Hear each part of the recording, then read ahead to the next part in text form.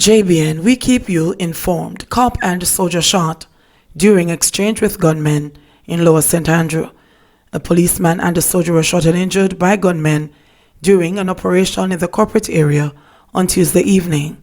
Reports are that about 6 p.m. a joint police-military team responded to shots being fired at Barnes Avenue in Lower St. Andrew, and on the arrival, the body of a male was seen lying on the ground in a pool of blood. While at that scene, shots were heard on the nearby Crescent Road, and the law enforcers responded. On their arrival at the second location, the security team came under gunfire and returned the fire. At the end of the exchange of gunfire, a policeman was shot in his leg, and a soldier was also injured from gunfire. Guns and ammo seized, 8 arrested. The police are reporting the arrest of 8 people following the seizure of 2 guns and several rounds of ammunition in separate incidents yesterday. In the first incident, a Beretta pistol with a magazine containing 23 9mm cartridges was seized in Texas Norwood, St. James. According to the police, about 4:50 p.m. a team of officers was on an operation in the area when an abandoned building was searched. The firearm and ammunition were found in a bathroom at the premises. 7 people who were at the location were arrested, but their identities are being withheld pending further investigations. In St. Catherine, the police arrested a man in connection with the seizure of a firearm and several rounds of ammunition on Plover Road in Ensom City, Spanish Town. Reports are that about 9:40 p.m. a team of officers was on patrol in the area when the man was accosted and searched. During the search, a 9mm pistol with a magazine containing 5 9mm cartridges was taken from his waistband. He was subsequently arrested. Me tired Fibal. The 75-year-old grandmother of 22-year-old Akeem Lindsay, who was shot and killed yesterday at the cook shop where he worked, said that the news of his death has hit her hard, just as she was overcoming the passing of a son. The murder happened on Palladium Crescent Waterhouse in the blood-stained St. Andrew South, which is one of 8 police divisions currently under a state of emergency. But that security crackdown with police and military checkpoints at a few intersections has failed to staunch the emerging in an area overrun with criminal factions.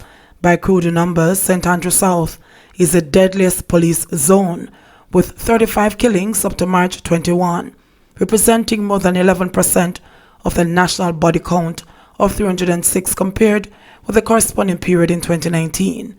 Though in grief, Mildred Lindsay recounted how she was awakened by the sounds of bullets being pumped into her grandson's body shortly after 6 a.m. Me sick, me tired for ball. Me wake up and I wonder, who beat up fence so soon? Somebody tell me say it's not fence but gunshot. The Prime Minister said people 75 years and over on Figure Road. So me not even get to see him. From me bury my son September, me get sick October. And me just start to get over the sickness a little bit, she shared. She bemoaned not being able to see his body as she was barred from venturing outdoors on recent orders from the Prime Minister. I eat doctor me go to how me sick, me have sugar pressure and poor circulation in the foot. The septuagenarian said that she was unaware that her grandson was compromised by his associations, pondering if bad mind over the construction of his house was a trigger behind his death.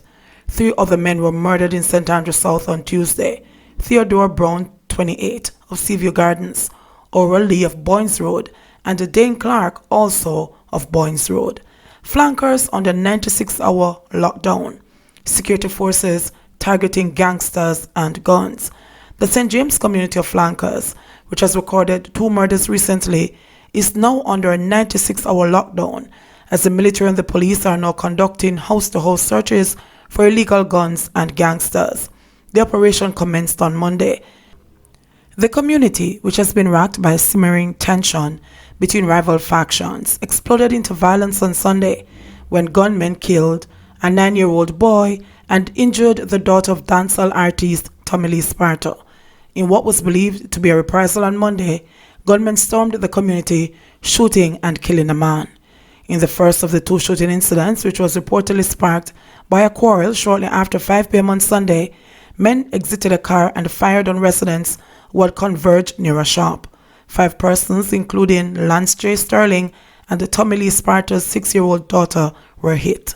Sterling subsequently died from the injuries he sustained. Following the shooting, the police released a statement calling for Martino Tino Kelly and a man known as Bobo, both of the Lime Tree section, who they believe have information on the shooting, to turn themselves in. We have decided to throw everything behind this effort to put an end to the mayhem, said Superintendent Vernon Ellis, the commanding officer for the St. James Police. In the reprisal on Monday, heavily armed gangsters reportedly fired a barrage of shots in Lime Tree. Eggy was killed. Flankers has been a hotbed of gun violence spanning several years.